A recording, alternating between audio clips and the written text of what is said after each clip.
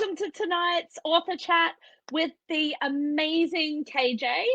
Tonight we are going to be talking about Ignis, her latest book, which has come out not quite a month ago. And tonight she will be answering some questions. So jump on, ask some questions. When we get to them, I'll put them up and we'll chat about the book, chat about KJ's writing. And she's also willingly decided to do a reading from Ignis as well. So first of all, let's bring on KJ and welcome her. Hi KJ, how are you tonight? Good, thanks. How are you going? Good, thanks. Thank you so much for coming and doing this with us tonight. It's so exciting. Okay. And I've been excited all day. Excellent, that's so good. So you're in Australia as well, that's correct? Yep. Yay! Yay! It's so rare, Melbourne, actually. Bendigo. Yep. Oh wow! So are you in lockdown at the moment? Absolutely. This is the most exciting thing I've ever done for about 2 weeks. Oh, excellent! So glad we could, help break it up for you. That's good. Yeah. So we've got some people coming on and watching. Pop in the comments, guys. Say hi. Let us know where you're watching from. Can have any questions, pop them in, and we will get to them as soon as we can, basically. First off, I was just wondering, KJ, could you please, in your own words, just give us a brief outline of Ignis? Okay, so Ignis is Latin for inflame, fire, which I wanted to create a story where Felicity, particularly, had to walk through fire to become the person that she is. So she goes through a number of, or a series of events that have returned from her past, and that's why I did the sort of before and present, and I kept alternating and moving the before to the point where she starts to use her name, and then the next chapter is then her name. And so she has to walk through fire, literally. Chapter 16, there is a lot of fire, and so there's a lot of people breathing, and a lot of one person in particular who's doing an interesting thing with fire, and so we got to that point where she had to find her name and defend her name. Yeah. I love it, and it's the absolutely perfect title for this book. We've got Clancy from Hobart, yay, another Aussie. Hey Clancy. And other people just watching and being shy, and that's okay. That's all good. Yeah. I am so in love with this book. This is actually my first book of yours that I've read, and oh, good so God. many people. That's the one. That's the one. I know. I've had that comment from so many people, like, "Wow, Ignis, indeed, you've just been thrown into the flames." As my introduction, and I am just absolutely blown away by it. The scenes from the past were just so intense. And when I was reading them, it was one of those situations where I'm like, no, I don't want to go back to the present. I need to know what's going on here. And then it would be the same. Like, I'd get so caught up in the present day, and then I'd be like, no, I don't want to go back. It was so enrapturing. It was brilliant. But I did want to ask about what research you did specific. I imagine you did a lot of research specifically in relation to the past. Yeah, I did. I had to look up. There was a number of websites that I had to go for a lot of the book, and I had to do some really dark research. And so the cult stuff was awful, and I had to really research that, and it just made me feel like I needed to go and have a shower all the time. But the research, you can obviously see that it's set in the 1980s, sort of ish. And I had to research. And the thing is that I was a teenager in the 1980s, so I was researching all this stuff. But actually, what I did was I had to research in my own head and go, I remember doing that, or I remember doing that. I felt so old. And but the other research, which was incredibly disturbing, was when I'm not giving spoilers, am I? Everyone's read it. Okay, that's kind of the point, because I was about to do a spoiler as well. Okay, well, I'm going to spoil it there. The research I had to do when Aiden incinerates himself, I had to do a lot of research about tallow, which is the rendered sheep, dead sheep stuff, rendered sheep fat. I had to do a lot of research about that, and I started to research rendered sheep fat, and I found out it's sort of flashpoint, which is when it sparks, and I had to find out that it actually consumes itself before anything else. And then I had to find out what would happen if you put it all over a person.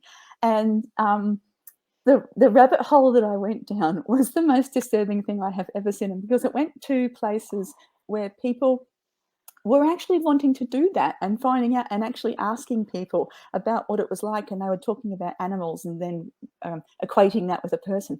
And I had to research that and then clear my browser and just walk away, and it was appalling. So anyway, so I had some disgusting tabs open, and I was thinking to myself, there's the Australian FBI is called ASIO, and I thought ASIO would be very interested in kind of the stuff that I've been looking up. But anyway, that was appalling. But I had to do a lot of research about that. Wow, that's so intense. And gosh, no, like, just the willingness for you to go into such dark places for such a beautiful book is just mind-blowing. It was actually. It was weird because it is a thriller, don't get me wrong, but it's not sort of a Jeffrey Deaver thriller, where it's just someone's sort of, deconstructed and stuff like that. I mean, the only gross thing is when Aiden does, and I had to describe that because that's necessary for Felicity to watch that, and because that's part of her dealing with the fact that it's not over. Him doing that in front of her was not over. So I had to. It was almost like I went to the research. The research went to such a dark place because I was able then to bring it back, and that's it. That was the point. Because I'd hate to stay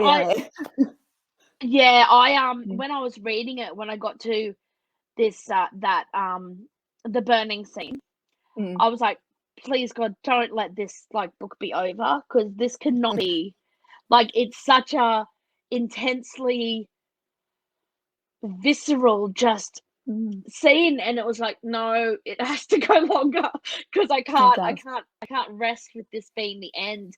And I love that you didn't let it be. No, I love that, that it all gets wrapped up in her mind, not just the crime, not just the mystery thriller of it. It was her whole life gets wrapped up. Yeah, and that's what I wanted to do. Yeah, I wanted to make sure that she was in hospital and Tal's there and they connect and more. And I wanted to make sure that she got a chance to get to know Tal over the next few days. It was very important. Otherwise, they didn't know each other. It didn't make sense. So they had to make sense. And then, I knew that she wasn't done. I knew that wasn't a thing. And because she still hadn't claimed her name. No. That was the point. She got rid of Aiden, or he got rid of himself or whatever, but she hadn't claimed her name. And that was the point. So she went on this little road trip.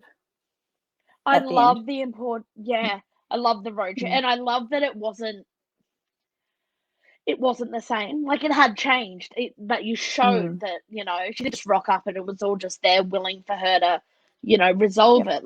She had to find a way to resolve it for herself. And sorry about that. And that is just so real. I think that's the most intense thing that I took from it. The realistic nature of all of it. oh my God, there's just so much I love about it. I'm sorry. I'm just like, oh my God, I love it.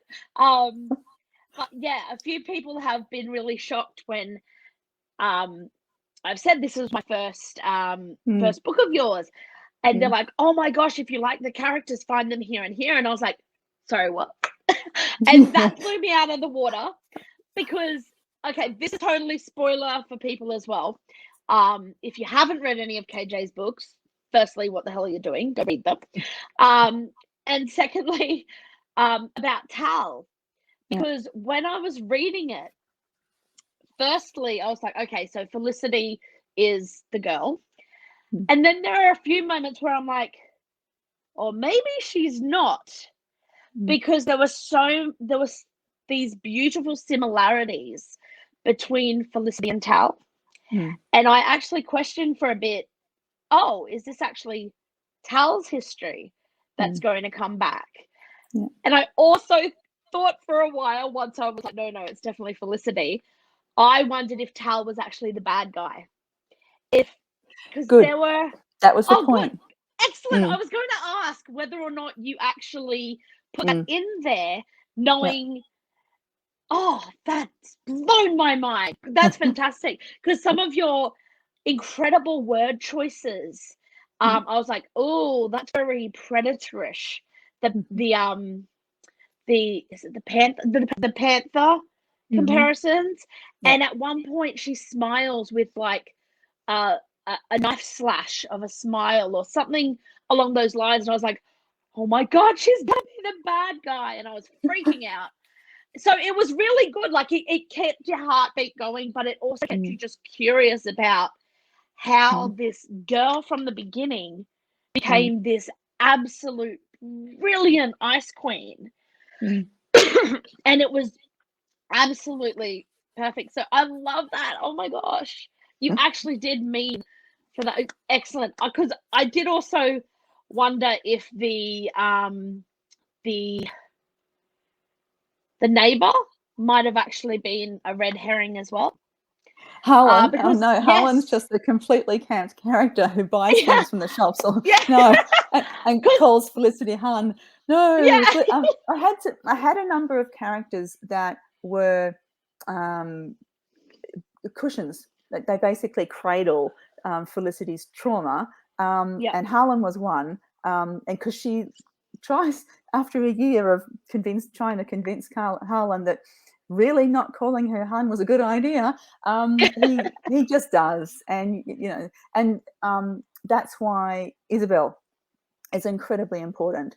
And I really made Felicity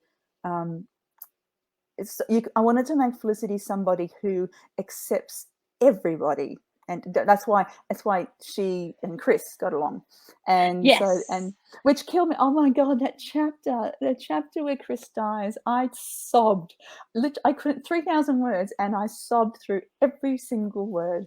I was devastated when I had to, because I had to. He had to go. That was the thing. He had to. It blew me. I did not expect it. Like it just blew me away. I was like, it was all foreshadowed with drug substance abuse and all that. But then when it actually happened, I was like, sorry, what? What?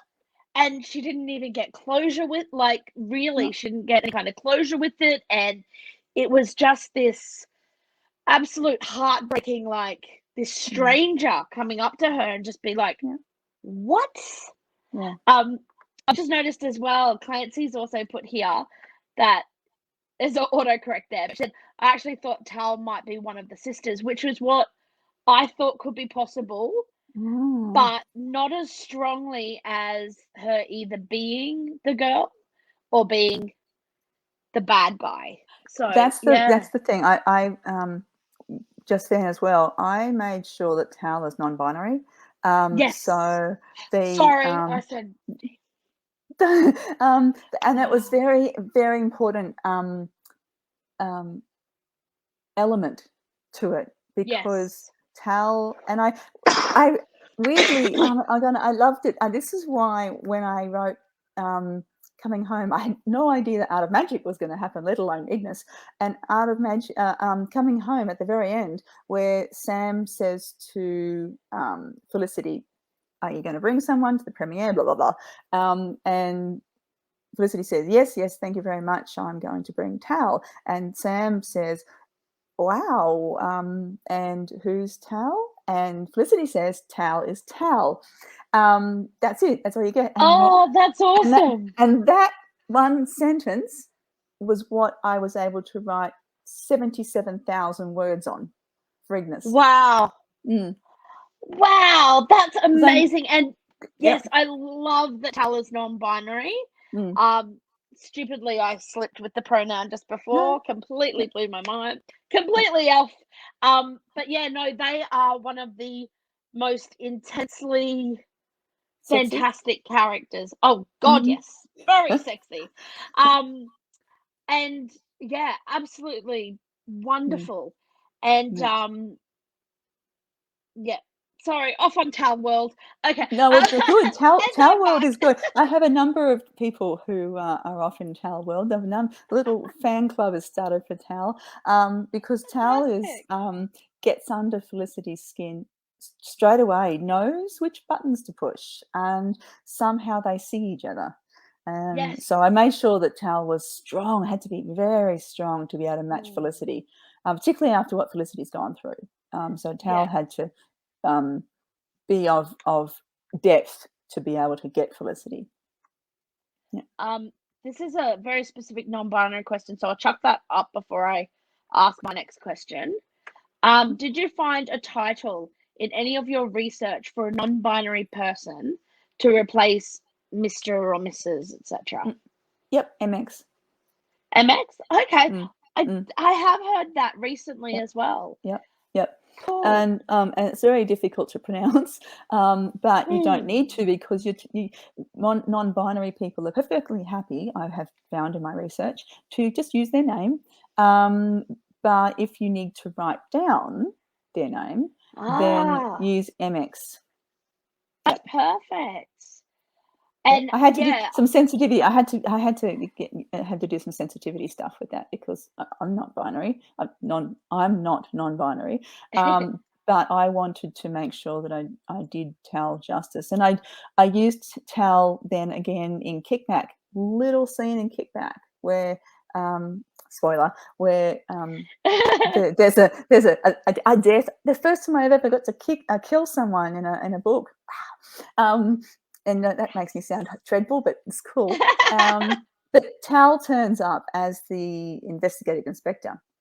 And so then I used that a bit more, and I went, oh, that's really cool. And then in Art of Magic, again, Tal has sort of a not really big scene. There's a scene at the motorbike. And again, I use more of the motorbike than I use of Tal. But and then because Rika tells Tal's story. And then, so I had all these little pieces, and I had all these pieces of Felicity, and I thought, I need something that's going to just go oof with everybody. And then I thought, well, I write fluffy romances. Everyone's fluffy, it's not lovely. And I thought, what can I do? I haven't done this. I need to do something different. So I wrote Ignis, which is very different. Yes, it is, but it's well, it is from what you've described. Obviously, I haven't read them the others yet. I will get there, but I think that's absolutely just fantastic. So when you were actually writing down as Ignis, how did it actually come to be? Like, I know you had all these little pieces. Were they intended for this? Yes. I had, for a year actually, I had an idea. And I have a folder with bunches of ideas and everything. And I had this idea of doing something with a cult. So I'd actually researched the cult stuff first. And then I'd sort of parked it and gone, oh, I don't know what I'm going to do with that. I'll just leave it there. And then I started to think, okay, I want to write Felicity's story. And of course, everybody had bugged me on social media saying you need to write Felicity's story, but I wanted to do it anyway. And so I started to put it together. There's this idea of that she has somehow forged herself. What she needed to have come from a really sort of a negative or a dangerous place and just made herself, because she was too powerful, too strong, not powerful, too strong a character in Art of Magic particularly, that for her to just sort of appear, hey, there's Felicity Davis, yay. No, she had to do something. And then I thought, so I dragged out this stuff about a cult, and I thought, oh, let's put that in. And then I started to think, well, she needs to escape from that, because I don't need her to go Prue's way, which, poor Prue. I was so upset with poor Prue. Anyway, another thing that I went upset about. And anyway, so she had to leave, and she had to run. And so I got her to run, and I got her to run well, and I got her to go into Tomo's truck, and I got Tomo to be quite lovely, and I got her to get her own place, and she looked after herself, and she did everything, and all this sort of stuff with help from everybody. And then so that was going to get her to be 22, and then she was on her way. And so sort of basically 24 years later, there she is getting the Trailblazer Award. But she's made herself. And so I had to write something that was strong, and that's how it came about. As I said, it was prompting and from people. But I had to make sure I was respectful of the continuity. I knew that if I just sort of chucked a Felicity and Tal story out there and didn't have any sort of relationship to anything, again, I'd be annoyed on social media. And I didn't want that. And I wanted to make sure. But I also wanted to respect the people who wanted the Rawson Girls Grammar continuity. It's closed now, though, the Rawson Girl. I know people have said, you should write a sequel. It's not. It's the end. I had to go out with a bang. Yeah, absolutely. It's a fantastic, absolutely fantastic piece. I was thinking, sorry, I was just looking at the time. I might pop off and leave you to do the reading. All right, everyone. Yep, that's cool. All right, I will just wave or let me know, and I will come back on. All right. Okay, so Ignis with post-it notes. There we go. All right, so this scene is the one where Kelly has been found, and Felicity's dealing with the fact that Felicity's been found, and Tal, inexplicably but nicely, has been giving her information about Felicity's disappearance and what happened to Kelly's disappearance and what happens to her. So I'm reading that scene. Okay, so it starts with, Tal phoned at lunch and confirmed most of the news stories. Apparently, they trusted Felicity, which produced a tingle across her skin. Kelly was dosed up to her eyeballs in Rohypnol. Rohypnol? Felicity ground out. It's a benzodiazepine, Tal explained. I know what Rohypnol is, Inspector, Felicity snapped, then inhaled slowly. I'm sorry, that was unacceptable of me, Tal. Tal remained silent for a second. Please don't apologise, they said softly. And Felicity leaned into the phone as if they had caressed her cheek. This whole situation is distressing, even more so because I don't think Kelly will remember a single thing from the moment she was taken to when she arrived at the hospital. So now she has an awful injury in the form of a brand, like a piece of livestock, and no recollection of how it came to be on her skin. The branding, Tal, like ownership, Felicity whispered in horror, then jerked, blinking rapidly. What is the brand or symbol? Are you allowed to tell me? The silence this time was longer. I will, if you tell me why you want to know. I wonder if it's related to the cross from Friday, that's all. Felicity held her breath. Interesting. That's the connection I've also made, rather tentatively, and without any evidential backing. Kelly is a Killington student, and the cross was outside Rawson, so that's a very flimsy link. I know, but for some reason it wants to link in my mind. Tal chuckled.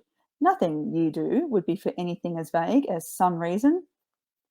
Felicity's lips curled. True. Now, what's the brand? The Christian fish symbol, Ignis. Suddenly, the link strengthened. Wooden crosses and fish were both symbolic elements in the Christian faith, but together they were a strange combination.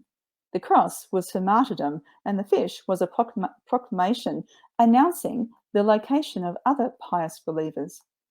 It was used during the Roman times to avoid persecution. Branding Kelly with a fish was what? Because she was hidden, or her Christianity is unknown, or needed to be?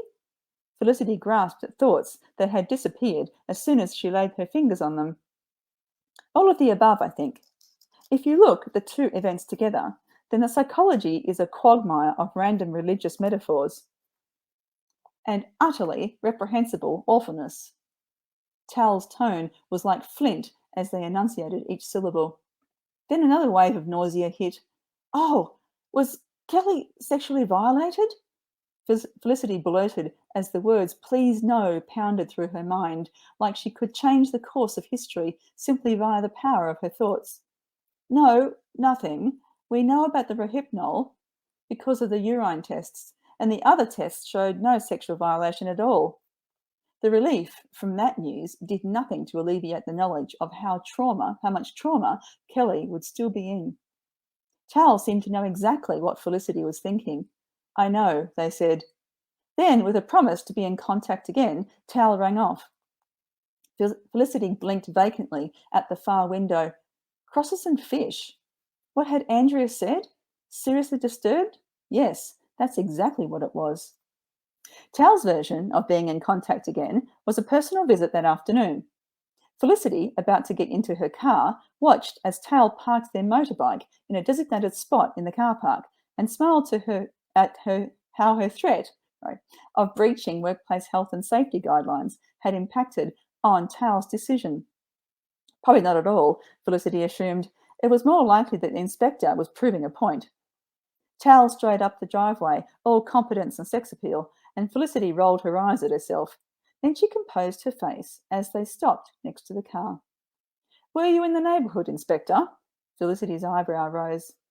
Tal lifted a corner of their mouth. Depends on your definition of neighbourhood, but yes, I was. I wanted to update you on some of Kelly's situation. Not all of it, obviously. Tal tipped their head. But I can say that she'll be on fluids for a while. The hospital gave her a tetanus shot straight away because of the burn, but one of the major points is that Kelly has no recollection yet of what the perpetrator looked like. She could do, but the rehypnol will disrupt her memories for quite a while. They shifted closer and levelled their gaze, which leads me to you. You really didn't see anyone out of place while the cross was alight, did you? Felicity shifted to stare over at the manicured garden in the centre of the driveway and closed her eyes and thought. There hadn't been anyone out of place at all, and yet everyone had been totally out of place, given the circumstances. The shadowy figure outside the Pilates studio flickered into her mind, and she dismissed it instantly. It was completely unrelated, and sharing her irrational nervousness about that moment with Tal would be pointless and demonstrate a complete lack of fortitude. No, nobody stood out. She turned her gaze to Tal's smoky eyes. I wasn't expecting to see you there, however, but spontaneously arriving within my personal sphere of influence seems to be a habit now. Felicity quirked her lips as Tal's smile bloomed. Then they delivered a sassy wink, and Felicity glared. I'm not entirely sure I like you, Inspector, she said, delivering a slow top-to-toe scan of Tal's body, which she imagined would be a beautiful combination of hard tempered by soft. She arrived back at those amazing grey eyes. Tal took a step forward. And yet you find yourself attracted to me. The low voice made Felicity's skin tingle, and she was eternally grateful that she'd worn 4-inch heels because it felt like she needed to be at eye level to carry on this conversation. You don't know that. A lazy smile drifted across Tal's mouth. I do, actually. Your pupils dilate. Which is also a sign of head trauma, Felicity parried. Tal took another step right into Felicity's personal space. Your skin flushes. They reached out to stroke a finger along the side of Felicity's neck. Here.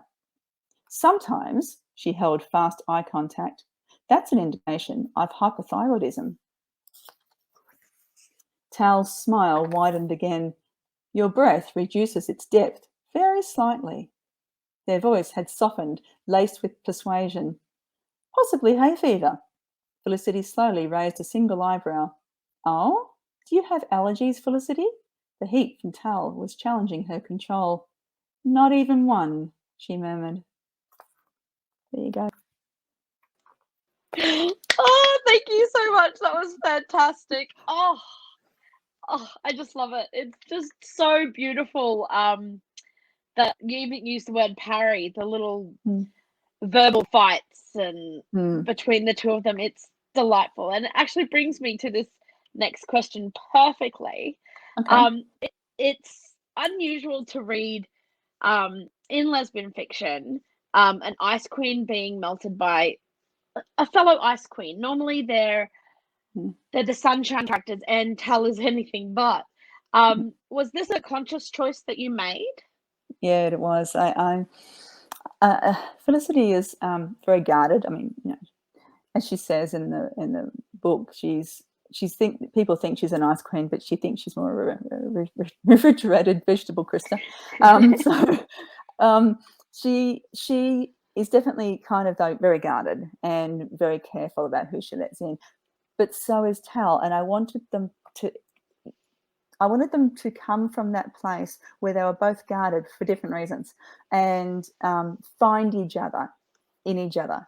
And I know, and that's the sentence that I used when Chris died, that she sits on the bench outside and sobs, and oh my God, sobs. But she talks about how Chris and Felicity, they found each other because of how fiercely they lived. Tal had to be somebody who guarded as fiercely but wanted to give as fiercely, because people didn't realize how much Felicity gave.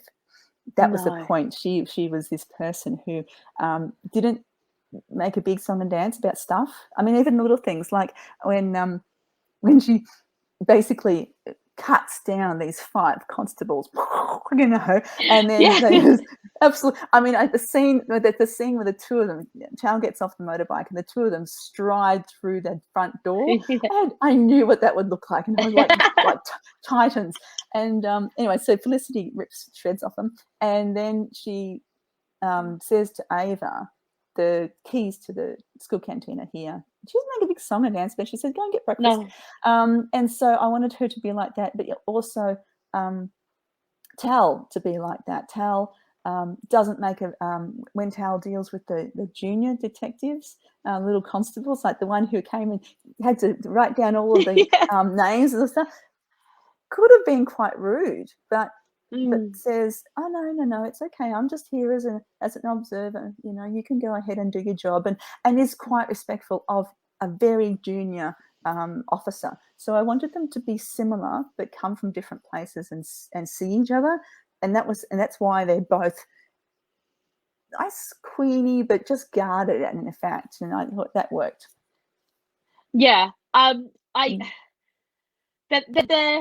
For me, I consider them sort of that light ice queen, because we do get to see that side that other people don't see of them.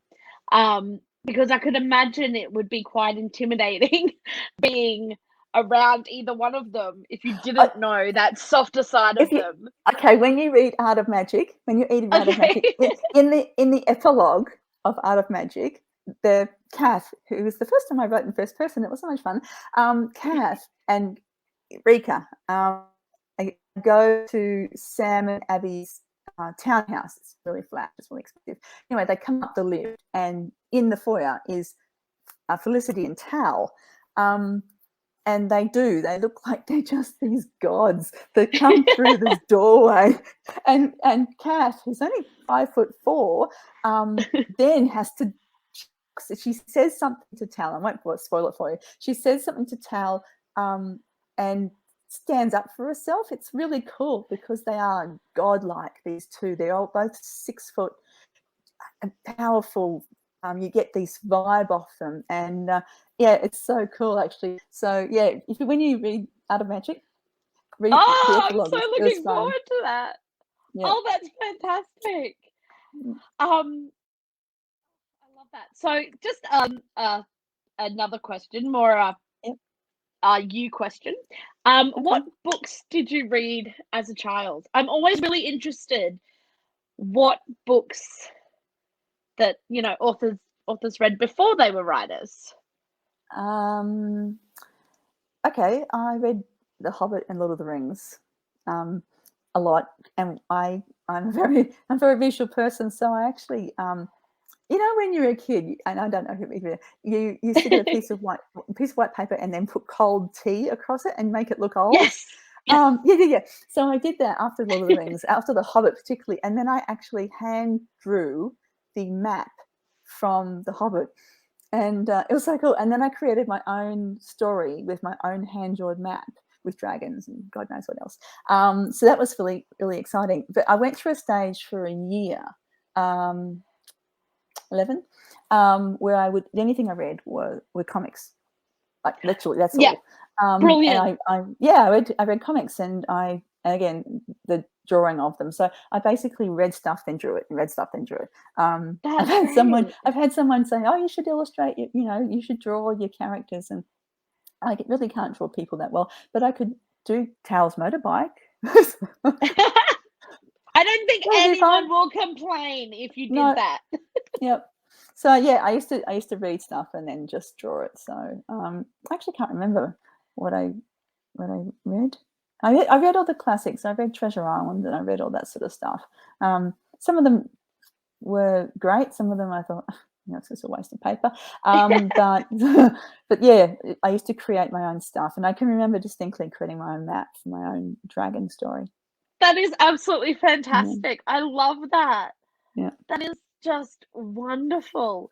Do you have any of those things now, or are they all long gone? No. Weirdly enough, I got, my mum sent me a year ago this parcel, and I went, oh yeah, and I think she must have forgotten the note, because I pulled out from the parcel my little book that I'd had ring bound from school, which had all the hand drawn dragons and the hand drawn sort of maps and stuff like that.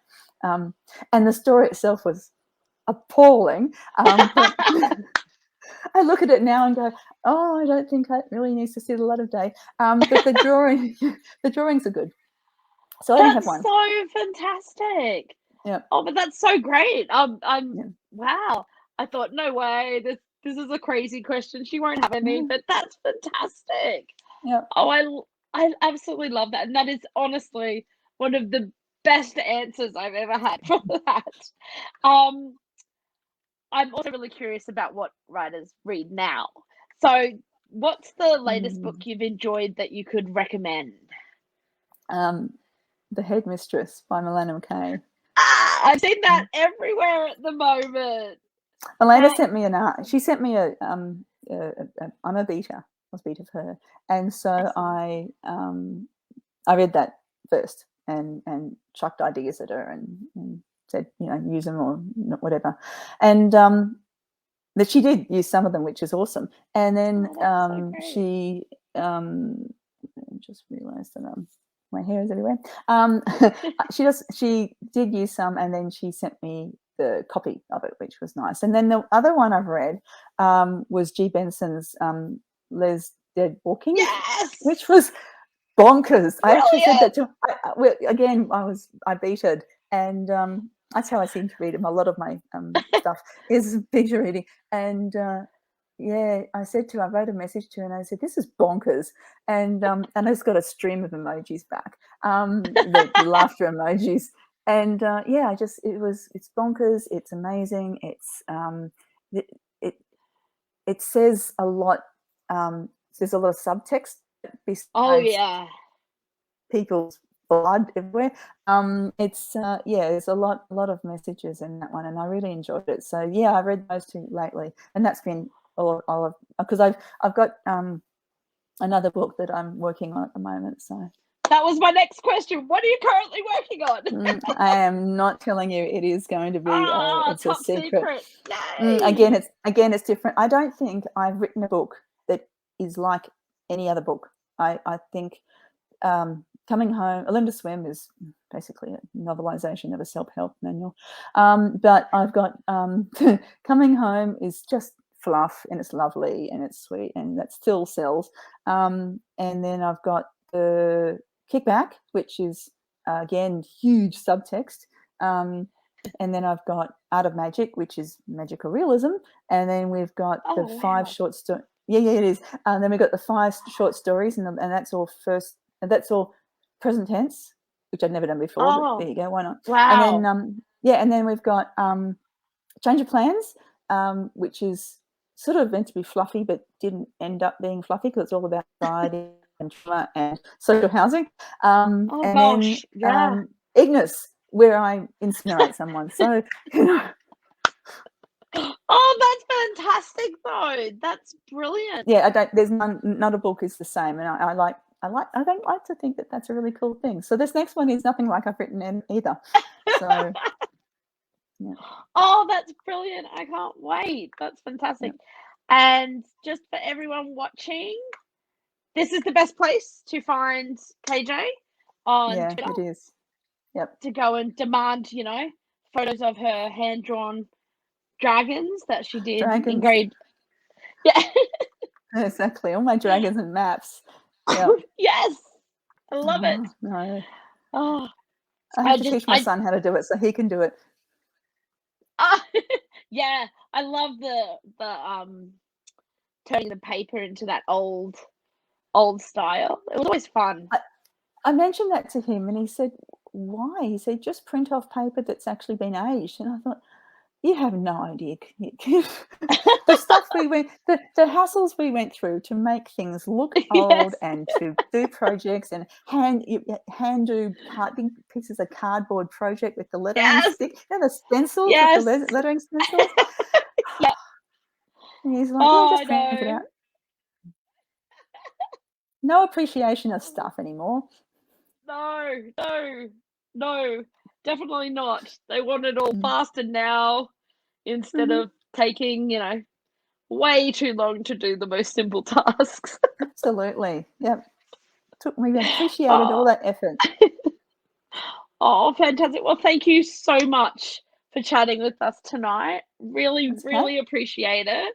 And good luck with this next mystery. Oh, I can't wait. I can't wait to see. It's not a mystery. Well, sorry, the mystery book is what I mean. the secret squirrel. The secret book. Yeah, no, I'm not normally with books like Ignis, I sort of just told everybody it was going to be dark and a thriller. I'm not doing that with this one. Oh, I can't wait now. You're going to get bugged. Like, come on, tell us something. Yep. Oh, that's going to be brilliant. That's good. All right. Well, again, thank you so much. And for anyone watching, if you haven't read Ignis, well, you've heard a lot about it now. That doesn't mean anything. Go read it. It's beautiful. It's wonderful. And it will blow your mind. All right. Thanks. All right. See you, everyone. Bye.